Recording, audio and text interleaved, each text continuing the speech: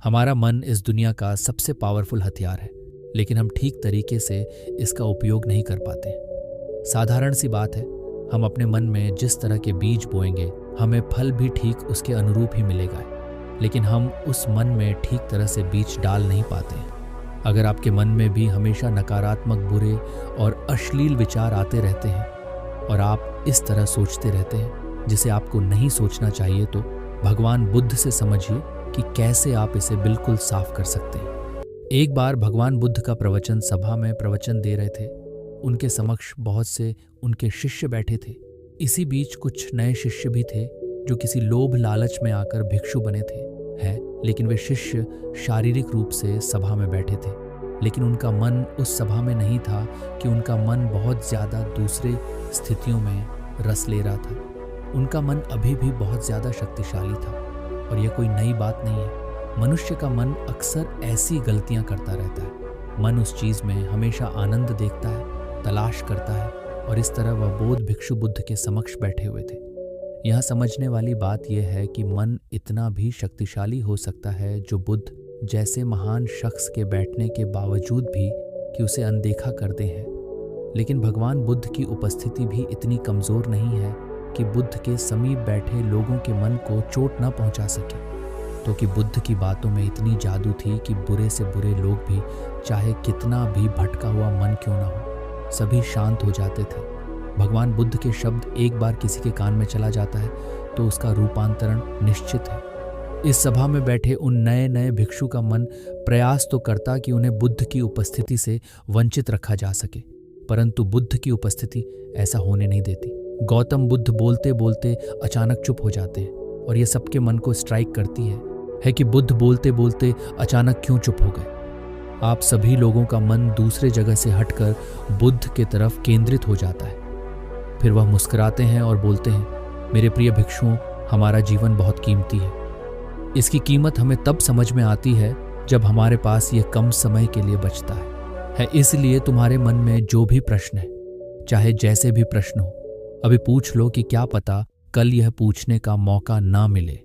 उसी वक्त एक है बोध खड़ा होकर उनसे पूछता है कि तथागत, मेरे मन में प्रश्न है, लेकिन मुझे समझ में नहीं आ रहा है कि मैं आपसे कैसे पूछूं। भगवान बुद्ध बोले, तुम्हारे मन में जो भी प्रश्न है, चाहे जैसा भी प्रश्न है, निश्चित ही पूछो।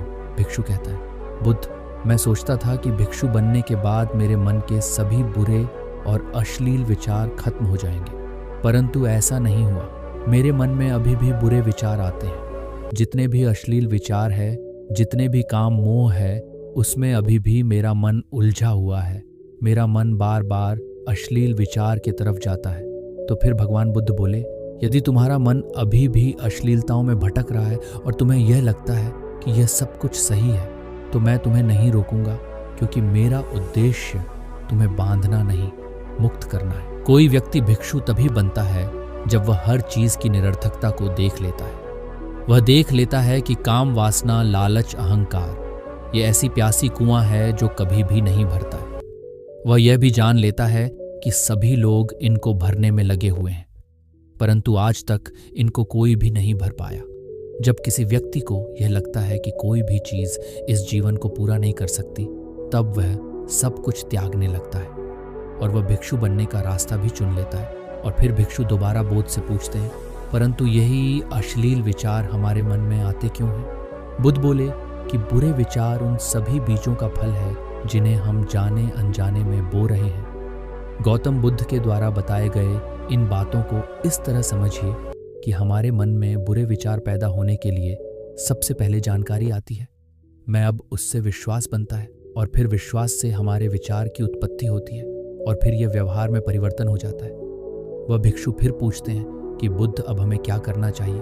तथागत बोले कि सबसे पहले उन बीजों को बोना बंद कर दो जो कड़वा फल देता है। फिर बुद्ध कहते हैं, हर काम को होश के साथ करो।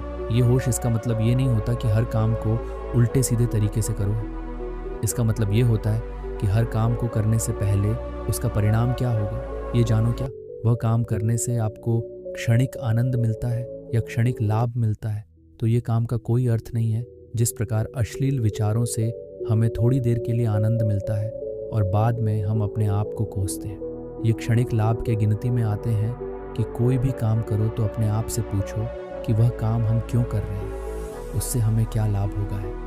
क्योंकि हम अपने जीवन में बहुत से ऐसे काम जाने अनजाने में करते हैं जिसका कोई अर्थ नहीं निकलता है। बुद्ध कहते हैं हर चीज़ को सीमित रखो, चाहे वह सुनना हो, बोलना हो या फिर देखना हो, क्योंकि हमारे 5 इंद्रियां मन के द्वार है। मैं इसी इंद्रियों से हमारे मन को भोजन मिलता है। जितना ज़्यादा और गलत तरीके से हम इसे भोजन देंगे, हमारा मन उतना ही शक्तिशाली हो जाएगा।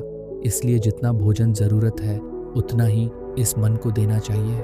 और इस तरह वह भिक्षु बुद्ध की बातों से संतुष्ट हो गया। बुद्ध की बातों से वह भिक्षु अपने जीवन को देखने की नज़रिया बदलता रहा और वह अपने जीवन में बहुत आगे बढ़ता रहा। दोस्तों, इसका कहानी से अगर आपको कुछ भी सीख मिला तो इसी तरह के मोटिवेशनल वीडियोस पाने के लिए चैनल को ज़रूर सब्सक्राइब कीजिए। फिर मिलते हैं।